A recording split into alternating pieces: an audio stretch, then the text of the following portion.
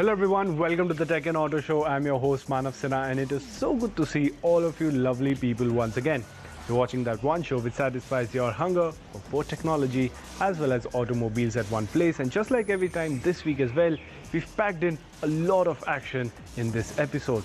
So without any further ado, let's kick things off by showing you a glimpse of what you can expect over the course of the next half an hour. This week, we will be taking a look at the Apple iPhone SE. Also, we will tell you what are the new car launches that you should be looking out for. And of course, we bring you a review of the Xiaomi Mi 10. So yes, there you have it. All of that action will be coming your way, but we're going to start off with the Apple iPhone SE. Now, Apple products create a lot of buzz and sensation all across the world whenever they are launched, but that is also the case in India too. However, some might say that their products are a bit on the expensive side. Well, the latest product, the iPhone SE 2, promises to bridge that gap by giving you the most affordable iPhone out there right now. But does that mean they're cutting any corners? Well, Vishal is finding that out.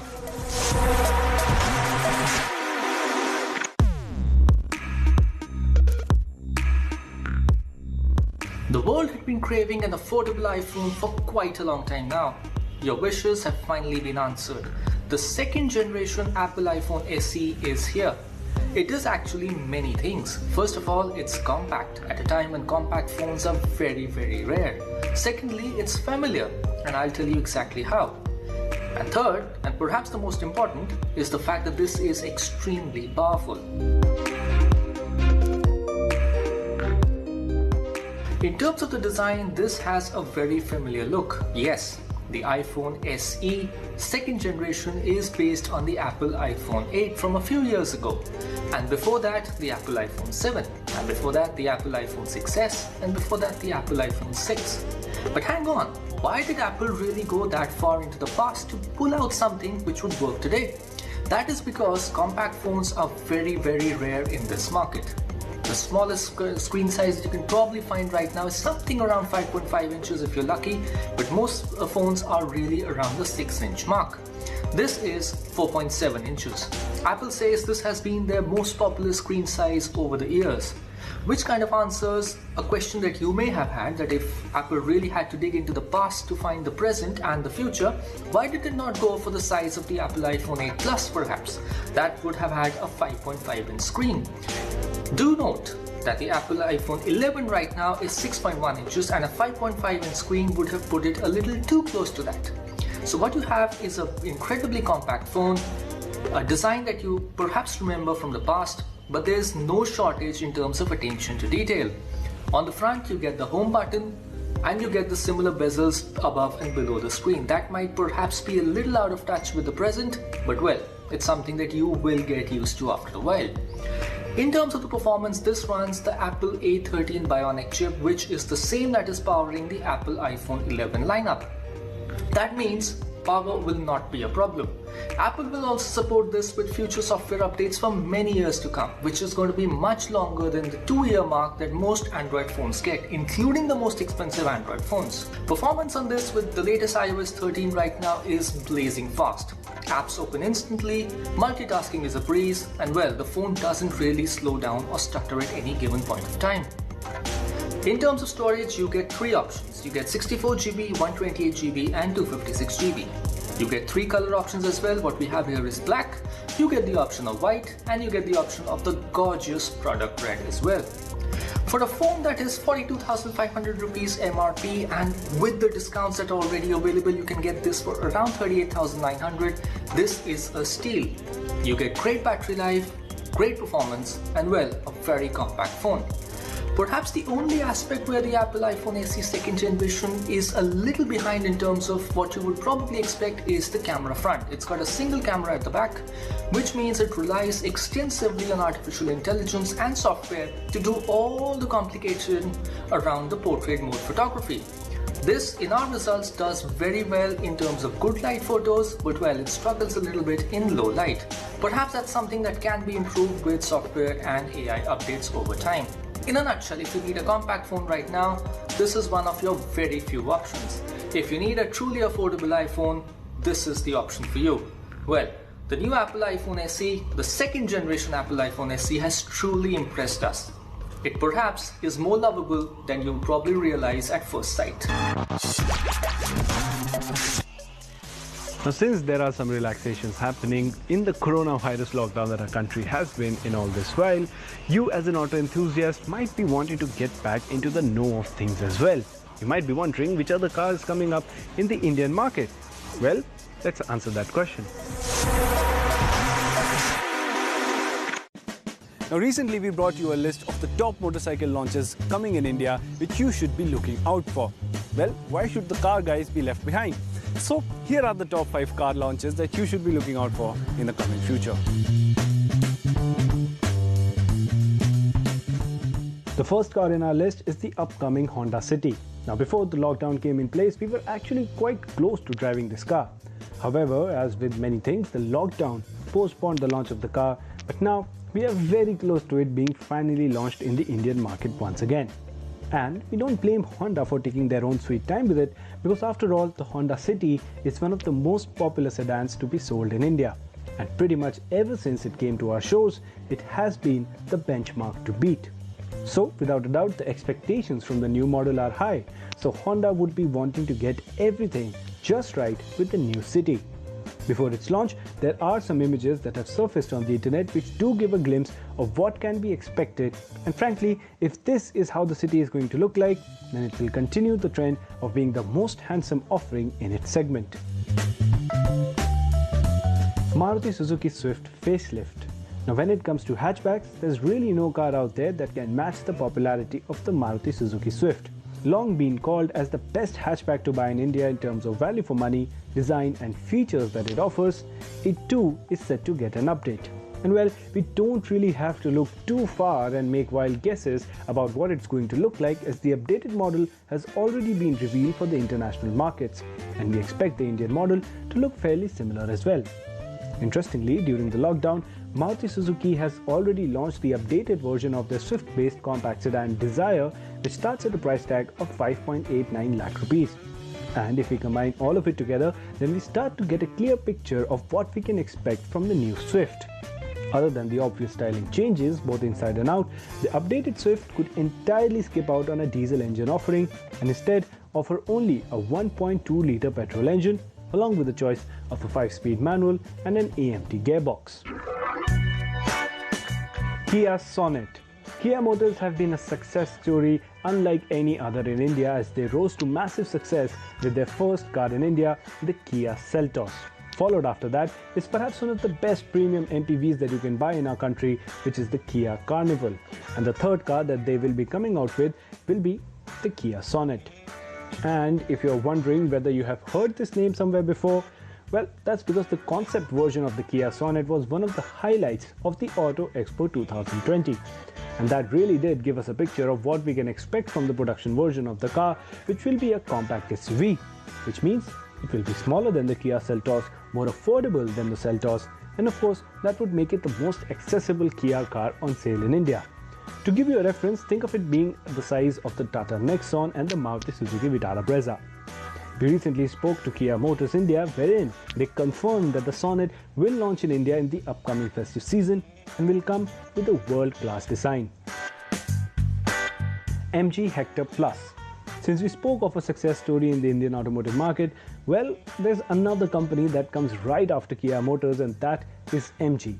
Their first car, the MG Hector, was a runaway hit, and their second car was the MG ZS EV, an electric SUV. The next offering that is expected is in the form of the MG Hector Plus, with the plus in its name signifying its capability to hold more people inside the cabin.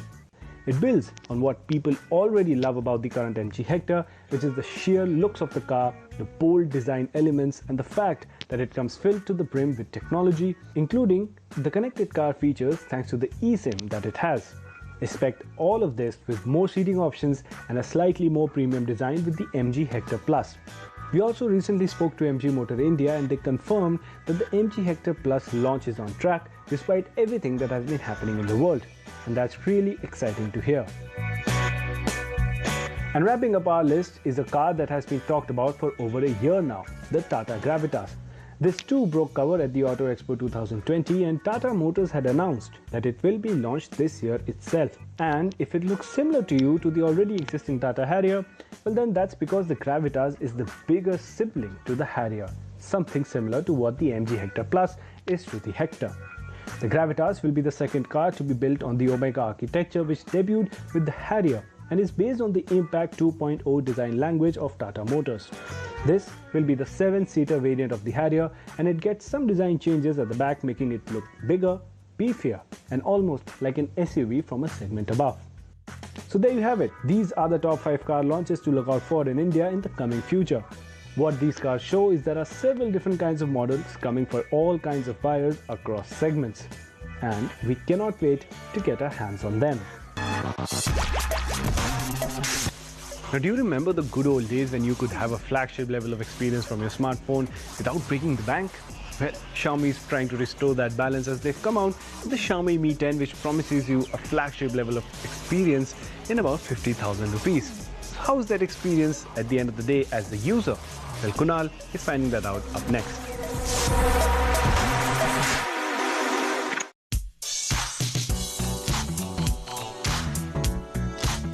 Xiaomi, as we all know, has been making some great affordable smartphones. But now the company is getting into the premium segment with a 50,000 rupee phone. Does that make sense? Is the phone any good? Well, let's find that out. This is a full review of the Xiaomi Mi 10. Now, this is actually a return for Xiaomi in the premium segment, and I say return because the company used to sell premium phones in the past, including the Mi 3, then the Mi 4 and the Mi 5, but then they eventually moved to making more affordable phones, which made sense for them. Now, this is an all-in-all a premium phone. It's definitely a very premium phone. It comes with a very traditional design. There's a glass front and back with a metal sandwich in between. It feels really nice though. The edges are slightly curved, and even the display is curved on the sides, something what Samsung has done and in the past, and even OnePlus for that matter. Now, I do like the design. It gives a nice premium touch to it. There is a punch hole in the display for the front camera. At the back there are 4 cameras, 3 of them together and 1 at the bottom. There's an LED flash as well. They do kind of bulge out, and doesn't feel really bad when you keep it on the table. It doesn't wobble that much, but it's pretty decent, when it comes to the overall finish. It's a very polished device. There are 2 speakers, but they are placed in a very weird place. One is on the top edge and one on the bottom, which kind of blocks when you hold the phone in a landscape position. Other than that, I find the phone with no issues. Of course, there is no headphone jack, which is noticeable. This is one of the few phones from Xiaomi which doesn't have that, but you get an adapter for it in the box.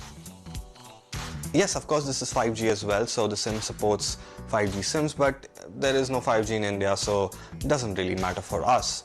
There is a infrared port also on the top, so you can control your TVs and air conditioners and whatnot.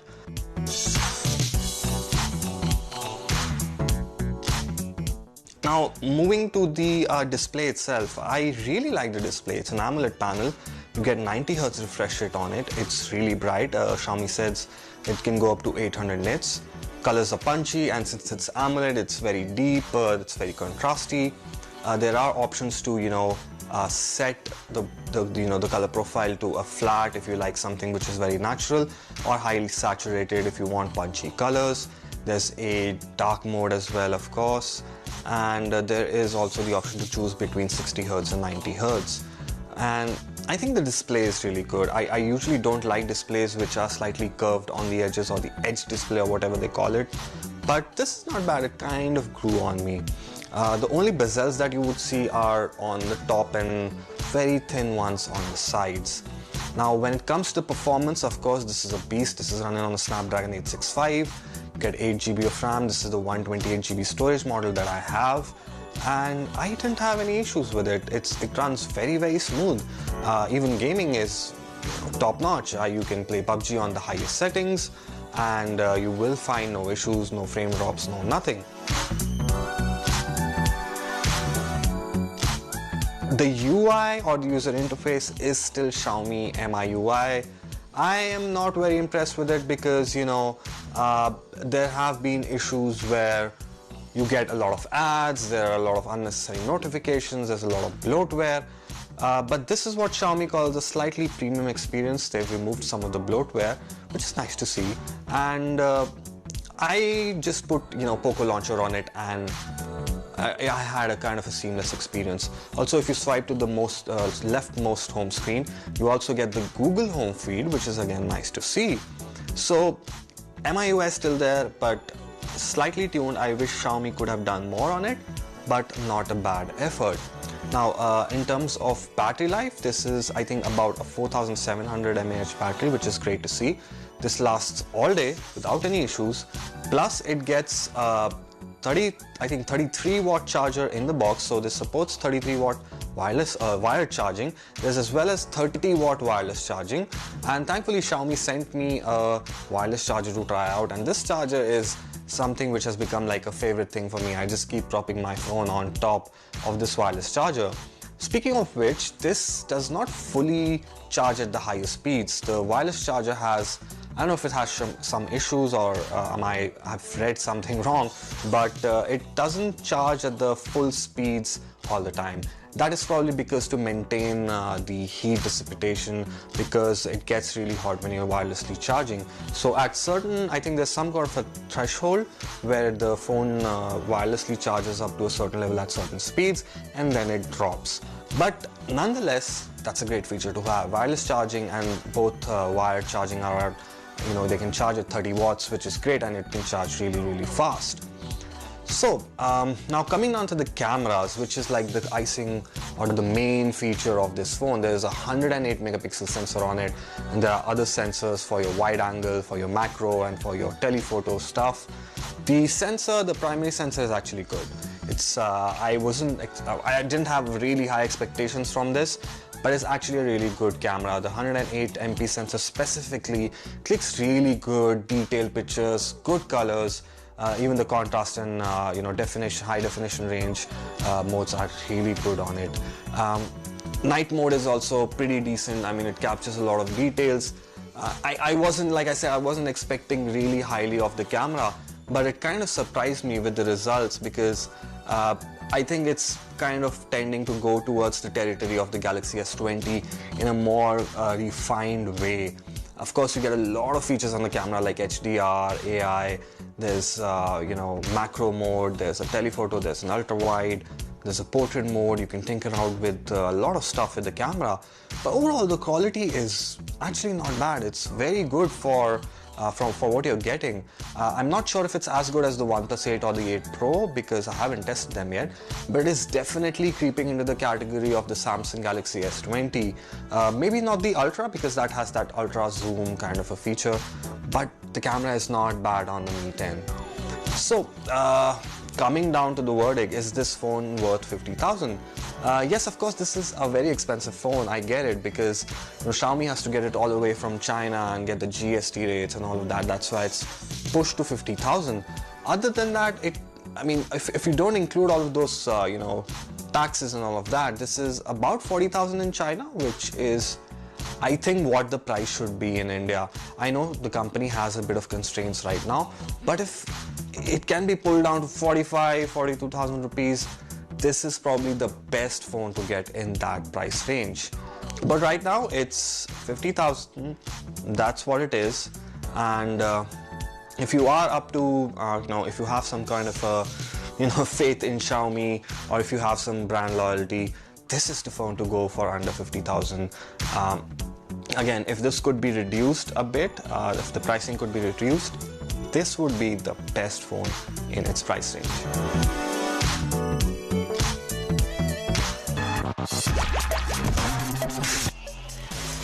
And with that, it is time for a small break on the Tech and Auto Show, but don't go anywhere, because on the other side, there's a lot of action waiting just for you.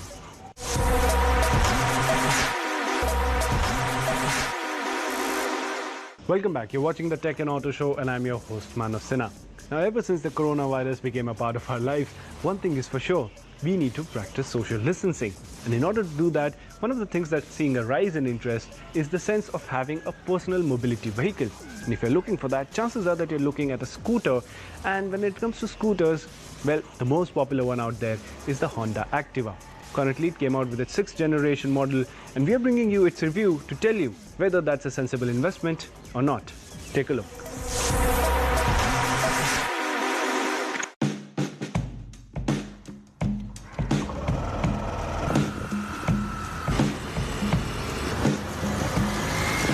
For the past several years, the Activa has been the most important product for Honda in its lineup. And now, in its 6th generation, the scooter comes with a BS6 compliant engine along with a host of other changes. So we are here in Mumbai today to test ride the scooter and see what it's all about.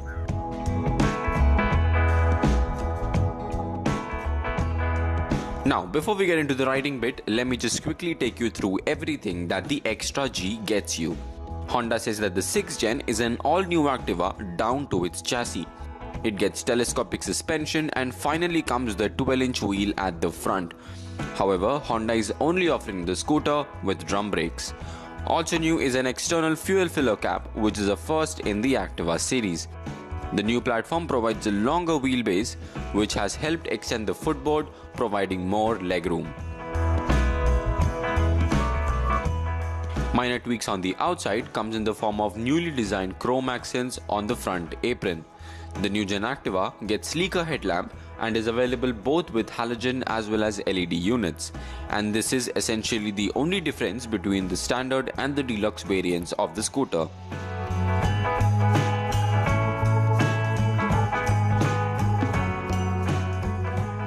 At the rear, the design closely resembles the Activa 125 thanks to the similar looking taillights. However, it won't take long for one to realize that this is indeed the smaller one of the two, mainly due to the grab rail.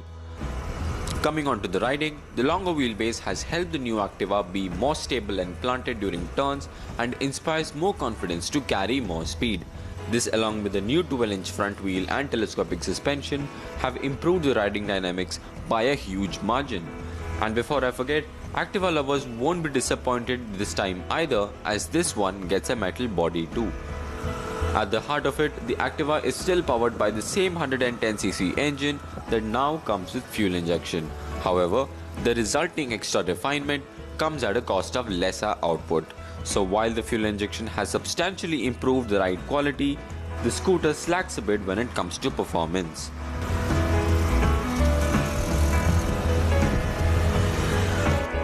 The new telescopic suspension is a laudable improvement over the previous generation's conventional ones and does a good job in absorbing most undulations on the road.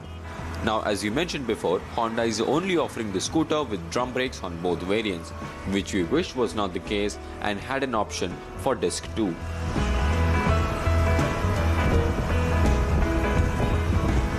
So to sum it up, if you were to ask me that if the Activa 6G has what it takes to meet the benchmark set by its predecessors, I would say yes. The addition of FI has increased the price of the scooter by about 7,000 to 8,000, but that is very reasonable. Hence, if you're looking for a scooty that offers affordability and practicality at the same time, the 6G is the one for you.